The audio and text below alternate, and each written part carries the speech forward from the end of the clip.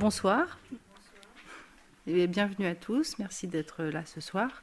Donc, je vais commencer par me présenter et par présenter Elfège Nora, qui a fait sa thèse à l'Institut Curie et qui va essayer de faire un duo avec moi ce soir. Donc, moi, je suis Angela Tadei, je suis chef d'équipe ici à l'Institut Curie. Et en fait, donc, le titre de notre présentation, c'est l'organisation nucléaire et l'épigénétique. Vous avez entendu parler d'épigénétique au cours des deux précédentes conférences. Nous, on va parler aujourd'hui surtout de l'organisation nucléaire. Alors, comme vous le savez, tous les organismes sont composés de cellules, donc, y compris les êtres humains. Et à l'intérieur de ces cellules, on peut distinguer, en fait, sur cette photo, une structure particulière qu'on appelle le noyau. Et c'est dans le noyau que l'ADN est contenu. Alors, dans chacune de nos cellules, on a le même contenu en ADN, ou à peu près. Et en fait, la molécule d'ADN, elle est représentée ici. Donc, c'est cette structure en double hélice qui est représentée ici comme un fil. Et le contenu en ADN de nos cellules correspond à 2 mètres de long, qui vont être compactés pour rentrer dans le volume du noyau, qui fait en moyenne, pour les cellules humaines, 10 microns de diamètre. Alors, comment ce long fil peut être compacté à ce niveau-là dans un objet aussi petit? Bien, on sait que c'est en s'enroulant autour de protéines. Donc, vous avez dû entendre parler du nucléosome déjà. Donc, aujourd'hui, on ne va pas tellement s'intéresser à cette échelle de compaction dont vous avez déjà entendu parler, mais on va s'intéresser à comment, en fait, cette fibre de chromatine, donc on appelle chromatine l'ADN complexé à ces protéines, comment cette fibre de chromatine va s'organiser au sein du noyau. Alors, on pourrait imaginer que ça ressemble à un plat de spaghettis, comme on vous l'a déjà montré précédemment, ou alors, encore pire, à un enchevêtrement inextricable de câbles. Mais en fait, on sait depuis assez longtemps que ce n'est pas du tout comme ça. En fait, quand on regarde un noyau en microscopie, on observe tout de suite que l'intérieur du noyau est hétérogène. On a des régions qui sont plus contrastées. Donc, cette observation avait été faite dès 1928 par Heitz, qui a défini en fait ces régions plus ou moins denses qu'il avait identifiées comme étant de la chromatine. Il a donc distingué 2 types de chromatine. Le chromatine, qui est la région qui correspond aux régions les moins denses et il a proposé que ça corresponde aux régions les plus actives du génome, et l'hétérochromatine, qui correspond donc aux régions les plus condensées et les plus denses ici. Et donc, il a été confirmé plus tard qu'effectivement, ces régions de chromatine correspondent aux régions actives du génome, tandis que les régions d'hétérochromatine correspondent aux régions moins actives. Donc, ce qui est intéressant, c'est que cette organisation, elle change en fonction du type cellulaire. Vous savez qu'on est composé de différentes cellules et de différents tissus qui n'expriment pas tous la même partie de l'information génétique. Donc, toutes les cellules contiennent la même information génétique, mais n'utilisent pas exactement la même partie. Et en fait, cette différence de fonctionnement du génome, elle se traduit par une différence d'organisation du noyau. Donc, on va avoir une organisation qui va varier en fonction du type cellulaire.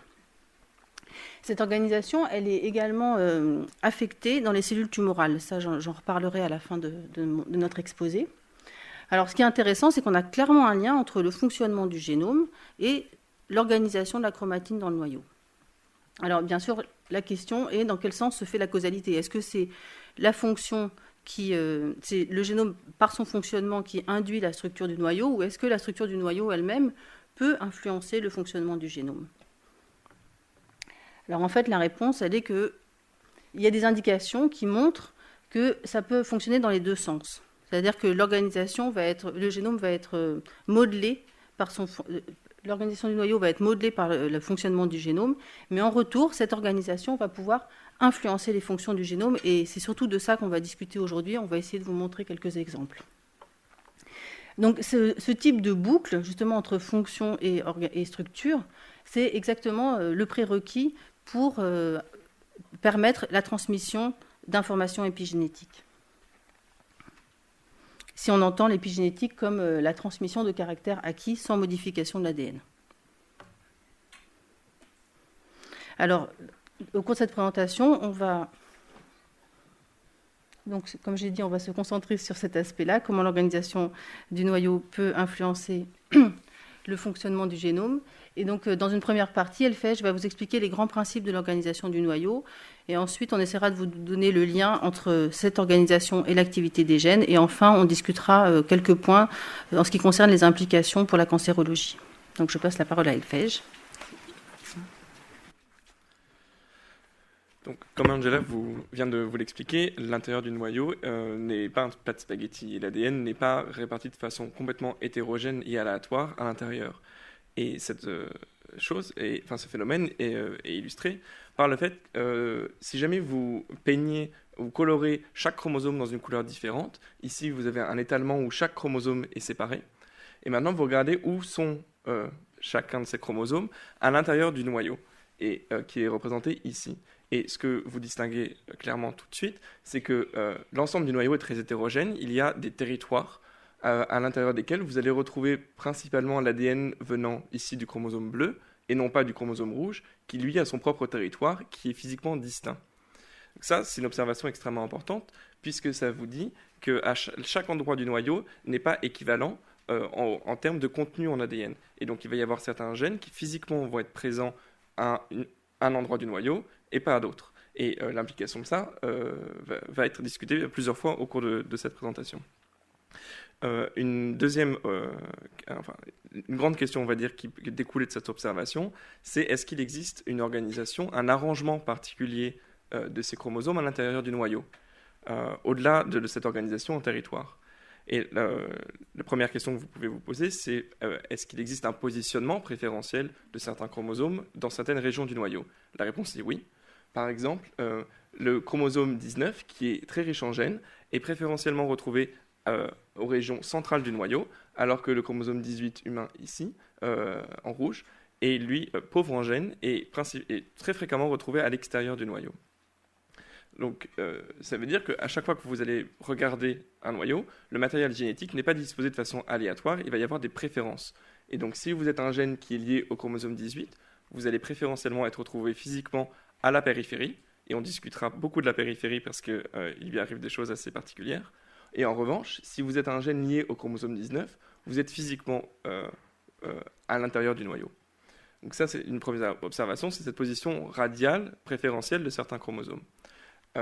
Une conséquence également de cette organisation, c'est l'existence de voisinage préférentiel. C'est-à-dire que si jamais deux chromosomes occupent la même position radiale, ils vont être physiquement, préférentiellement, retrouvés l'un à côté de l'autre dans la majorité des cas. Et ça aura des conséquences pour des interactions physiques et fonctionnelles entre les gènes qui sont portés par ces chromosomes, dont on va rediscuter ensuite.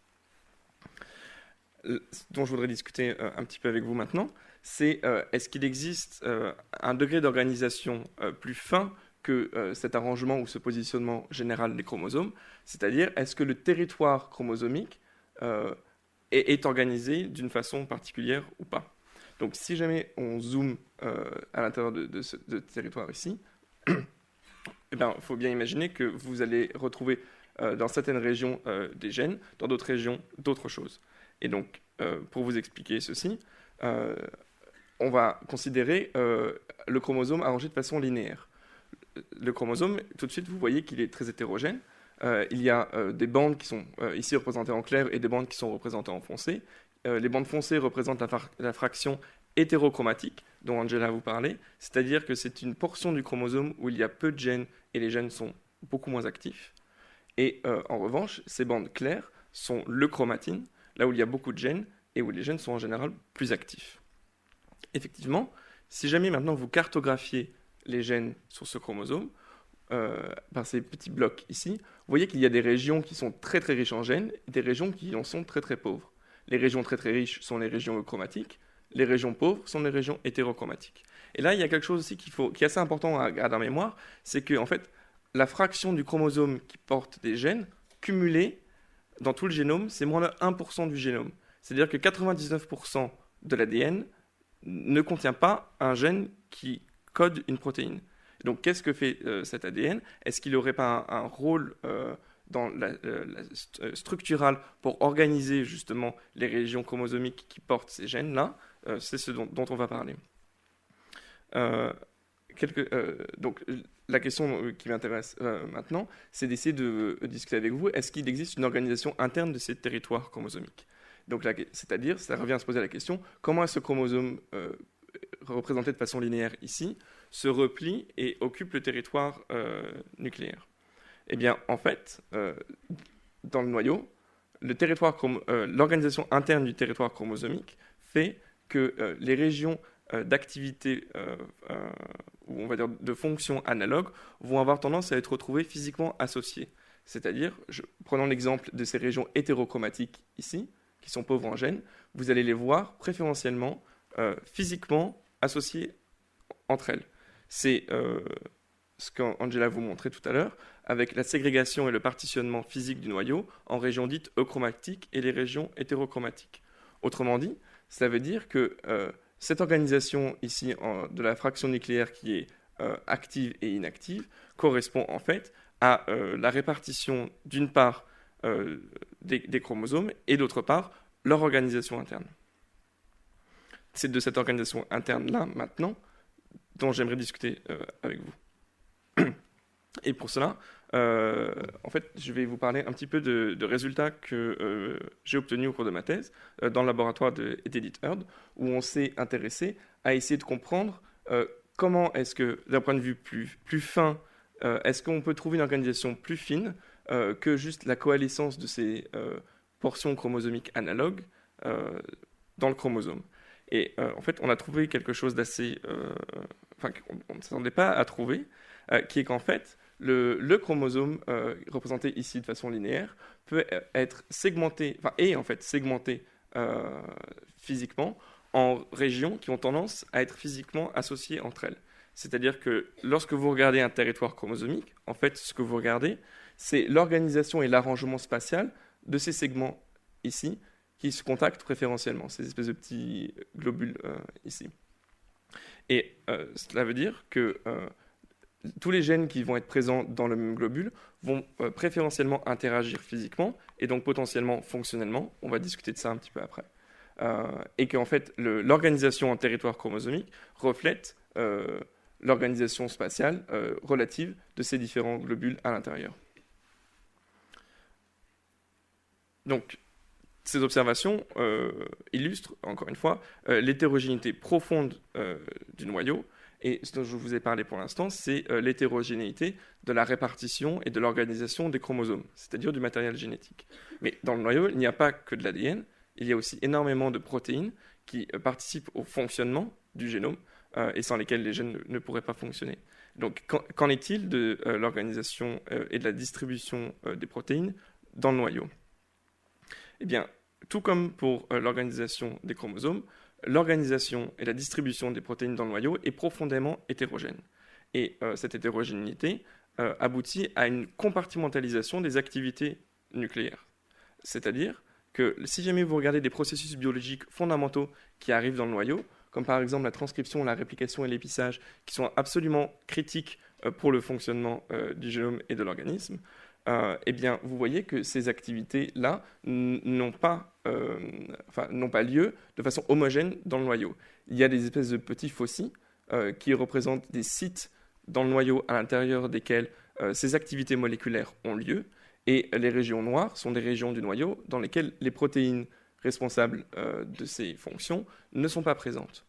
Donc d'une part, vous avez une organisation hétérogène et une répartition hétérogène de l'ADN, et d'autre part, une répartition hétérogène des protéines qui permettent le fonctionnement de l'ADN. Et donc, le fait de relier les deux suggère qu'il va y avoir certaines régions de l'ADN qui vont du coup être exposées à certains facteurs protéiques qui vont permettre certaines fonctions. Et c'est un modèle qu'on appelle formation des usines nucléaires, c'est-à-dire que si jamais on le représente ici un petit bout de chromosome, ici un autre petit bout de chromosome, eh bien, même si jamais ces deux chromosomes sont distincts physiquement, le fait leur répartition hétérogène peut les amener physiquement au même endroit, au même moment, et la répartition hétérogène des protéines ici fait que certaines régions du génome vont du coup être soumises à certains facteurs qui vont permettre une certaine fonction à un instant donné. Et, voilà. Et tout ça pour dire qu'il existe du coup dans un même noyau plusieurs micro-environnements à l'intérieur desquels certaines portions du génome sont exposées à certains facteurs qui leur permettent une certaine fonction. Et un exemple ici, c'est la répartition hétérogène de certaines protéines répressives qui se lient à un segment très particulier des chromosomes qu'on appelle les télomères. Et ici, vous voyez dans une cellule humaine cette répartition hétérogène, à la fois des protéines et de l'ADN, qui fait que les télomères vont lier, dans certaines régions seulement du noyau, des protéines qui vont permettre et garantir leur répression fonctionnelle. Et il y a quelque chose d'assez fabuleux, c'est qu'on s'est rendu compte que cette organisation visible ici dans les cellules humaines est également visible dans les cellules de beaucoup d'autres organismes, aussi différents soient-ils les uns que les autres, et même de la levure. Et donc, on sait que les facteurs moléculaires sont complètement différents, mais le principe d'organisation a l'air d'être extrêmement semblable. Et ces observations suggèrent donc qu'on peut utiliser au laboratoire le système de la levure, qui est évidemment beaucoup plus facile à manipuler que les cellules humaines, pour essayer de comprendre quels sont les principes d'organisation du noyau, et pour pouvoir les appliquer ensuite, évidemment, aux cellules humaines, pour permettre un peu notre meilleure compréhension de ce qui se passe dans notre organisme. Et donc c'est exactement ce qu'Angela va vous montrer, en illustrant une série d'expériences qui ont permis d'attaquer le problème. Quel est le lien de l'organisation dont je viens vous parler avec l'activité des gènes? Donc me revoilà. Donc en effet, je vais vous parler de l'organisation du noyau chez la levure. En fait, je vais essayer d'illustrer un peu comment on peut relier le fonctionnement des gènes avec cette organisation. Et en fait, l'idée que j'avais, c'était d'essayer de vous montrer une série d'expériences pour vous montrer un peu aussi quel genre de démarche on peut avoir. Donc, Elphège a très bien justifié l'utilisation de la levure. Donc, ce qui est intéressant, effectivement, c'est qu'on retrouve les mêmes grands principes d'organisation. Il y a juste un petit bémol, c'est que la levure, donc si on met le noyau de levure à l'échelle de la cellule humaine, eh ben, on voit que c'est vraiment beaucoup plus petit. Donc, le génome est 1000 fois plus petit, ce qui fait qu'il est beaucoup plus facile à manipuler, mais l'objet noyau est également beaucoup plus petit. Alors, en fait, je vais vous présenter une expérience qui, pour moi, est une expérience extrêmement importante. C'est l'expérience qui m'a fait me décider à travailler sur ce problème. Donc, c'est une expérience qui a été faite déjà en 1998 par un groupe américain. Et alors, en fait, ils sont intéressés à un gène qui savait être actif et qui pensait être localisé au milieu du noyau. Et en fait, ils se sont posé la question... Alors finalement, parce qu'on a vu l'hétérochromatine, on la retrouve souvent à la périphérie du noyau, donc ça veut dire que la périphérie du noyau a l'air d'avoir peut-être une sorte de pouvoir qui réprimerait les gènes. C'était une hypothèse qu'ils voulaient tester.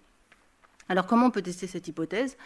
Chez la levure, en fait, on dispose de beaucoup d'outils génétiques qui permettent vraiment, vous allez voir, de manipuler les gènes. Donc ils sont partis d'un gène qui était transcriptionnellement actif et qui pensait être au milieu du noyau.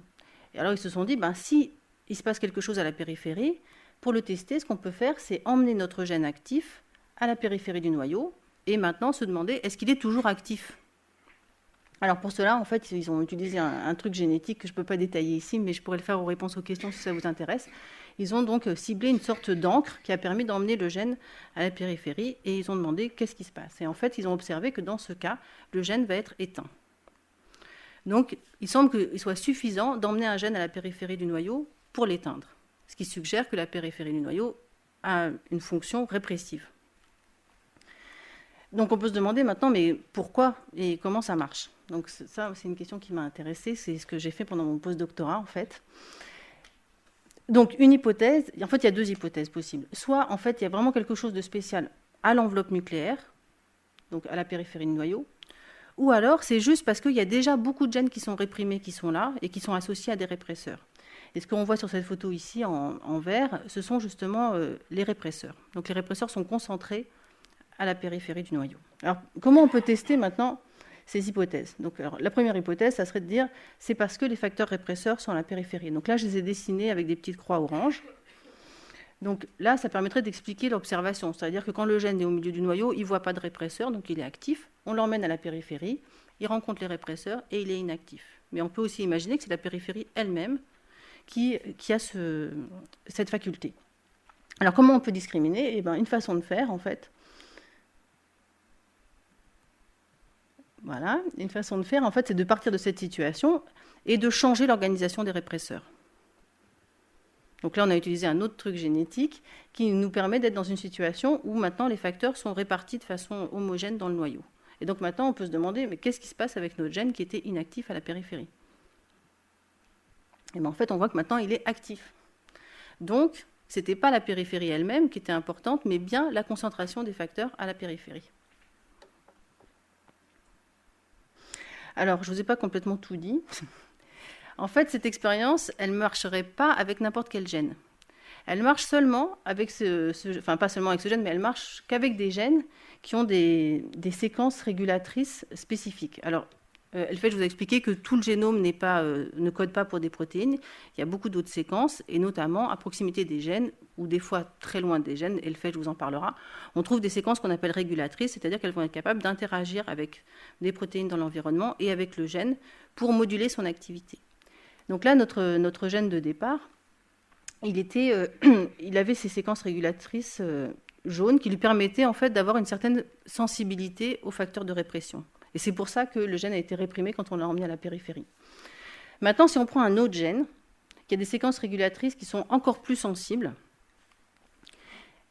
mais qui est actif quand même parce qu'il est au milieu du noyau, qu'est-ce qui se passe quand on disperse les protéines, les facteurs de répression?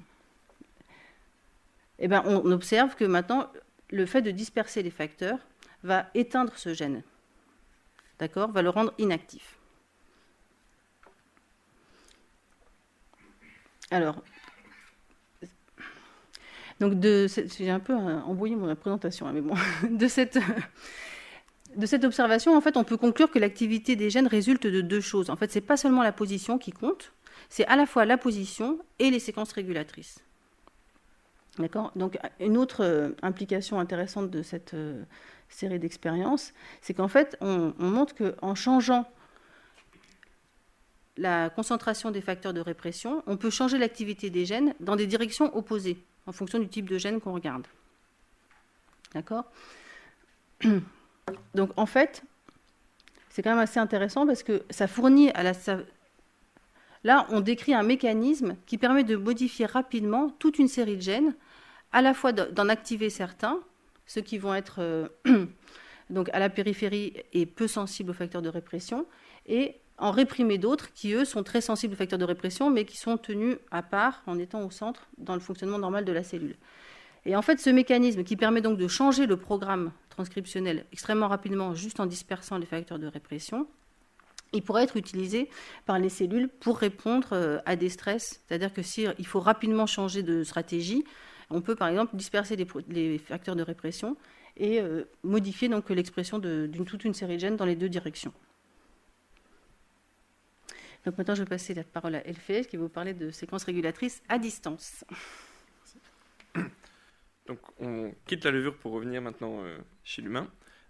Et je vais revenir sur ce schéma tout d'abord, qui illustrait la position des séquences codantes des protéines, c'est-à-dire des gènes, sur un chromosome, et encore une fois qui montrait qu'en fait la fraction codante du génome est extrêmement faible par rapport à l'immensité du contenu en ADN. Et donc Angela vous disait qu'effectivement il n'y a pas que le gène qui code la protéine qui est fonctionnellement important, mais il peut y avoir des séquences qu'on appelle des séquences régulatrices qui peuvent être autour du gène, dans sa vicinité directe, et en recrutant certains facteurs, contrôler l'activité de ce gène-là. Mais il faut bien garder à l'esprit que ce ne sont pas forcément des séquences qui sont immédiatement à proximité du gène, qui peuvent remplir ce rôle-là, mais des séquences qui sont très loin du gène peuvent effectivement être absolument cruciales pour contrôler à distance le fonctionnement d'un gène. Et par exemple, on sait très bien qu'il y a toute une série de maladies, de syndromes héréditaires, qui affectent la fonction d'un gène sans que la mutation soit présente dans le gène lui-même, mais la mutation est en fait présente, parfois très très loin de ce gène-là, dans l'élément régulateur.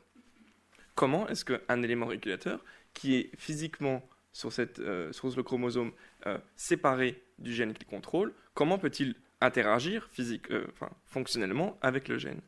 Eh bien, si vous vous rappelez le petit schéma que je vous montrais, qui montrait que le chromosome est segmenté en domaines qui interagissent physiquement entre eux, et bien tout de suite, vous comprenez que l'organisation spatiale du chromosome, à l'intérieur de ces petits globules, en fait, permet le rapprochement physique de séquences qui peuvent être très éloignées, et donc permettent leur communication fonctionnelle.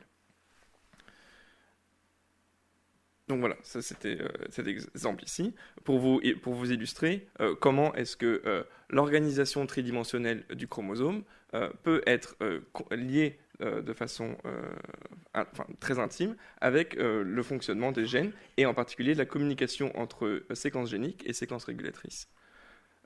Maintenant, ce dont on aimerait discuter avec Angela, c'est quelles sont les conséquences de ces observations en fait, assez fondamentales que l'on vous a décrites jusqu'à présent pour notre compréhension en cancérologie. Et surtout, qu'est-ce qui arrive à l'organisation nucléaire et à l'organisation des chromosomes dans des situations comme le cancer. Donc la première chose dont j'aimerais parler avec vous, ce sont les remaniements chromosomiques, c'est-à-dire des cassures, principalement des cassures qui arrivent au chromosome et qu'on retrouve extrêmement fréquemment dans les cellules cancéreuses. Si jamais ici on représente un chromosome normal, c'est-à-dire qui n'a pas été cassé, à l'intérieur duquel, si jamais vous zoomez assez, vous retrouvez cette organisation avec les séquences régulatrices distales qui contactent physiquement leur gène cible. Un remaniement chromosomique qui va par exemple casser un chromosome et le rabouter avec un autre. Par exemple ici, le chromosome gris correspond à celui-ci, mais un point qu'on appelle la translocation, c'est-à-dire l'échange entre deux fragments de chromosomes, va rabouter un morceau d'un chromosome complètement différent, ici le chromosome vert, à la fin du chromosome gris. Donc plusieurs choses peuvent se passer. La première chose, c'est vous pouvez casser un gène, c'est-à-dire que la fragmentation ici s'est faite au milieu d'un gène. Là évidemment, le gène n'est plus du tout fonctionnel et perd complètement son activité. Sauf que, comme je vous l'ai dit, moins de 1% du génome en fait, contient des gènes. Ce qui veut dire qu'en fait, quand vous faites un point de cassure, vous avez 99% de chances de ne pas tomber dans un gène. Mais par contre, vous avez beaucoup plus de chances en fait, de tomber à côté d'un gène. Mais ce n'est pas parce que vous tombez à côté d'un gène que vous n'allez pas altérer sa fonction. Puisque par exemple ici, si la partie du chromosome vert est représentée là et la partie du chromosome grise est représentée là, si le point de cassure n'affecte pas le gène, il peut quand même changer les séquences régulatrices distales et donc amener de façon ectopique d'autres séquences qui ne sont normalement pas impliquées dans le contrôle de ce gène-là et du coup déréguler, c'est-à-dire faire que le gène va être actif au mauvais moment, au mauvais endroit. Et effectivement, si jamais le gène ici est un oncogène, vous comprenez tout de suite l'impact que ça peut avoir dans la progression tumorale. Si jamais on prend un pas en arrière, et que maintenant, au lieu de s'attacher juste à l'organisation chromosomique ou aux conséquences sur l'organisation chromosomique d'une translocation, mais plutôt de regarder les conséquences sur l'organisation du noyau, si jamais vous vous rappelez encore une fois ce petit schéma qui illustrait la coalescence physique, c'est-à-dire le regroupement physique des portions du chromosome analogues à l'intérieur du noyau. Qu'est-ce qui se passe dans la situation de la translocation ? Donc je reprends ce pictogramme ici qui vous montre le chromosome vert rabouté au chromosome gris. Et ici, le chromosome vert sera là, le chromosome gris sera ici, et le chromosome gris rabouté sera là. Le chromosome gris, lui, possède également ses propres séquences qui vont avoir tendance à être positionnées de façon préférentielle à certains endroits du noyau.